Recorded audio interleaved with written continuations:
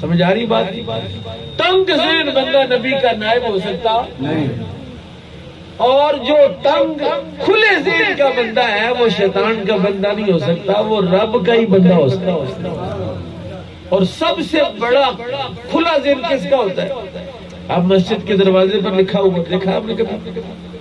مسجد اہل سنت و جماعت حنفی بریلوی، مسجد اہل سنت و جماعت حنفی دیوبندی، مسجد اہل حدیث، شیعوں کی مسجد، اور کبھی کسی نبی کے دروازے پر بھی لکھا ہوا دیکھا؟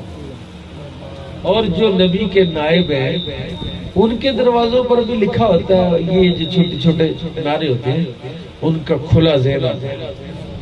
سائی بھی آتا ہے تو وہ سینے سے لگاتے ہیں، سکھ بھی آتا ہے تو اپنا دسترخوان بچھاتے ہیں۔ کسی مذہب کا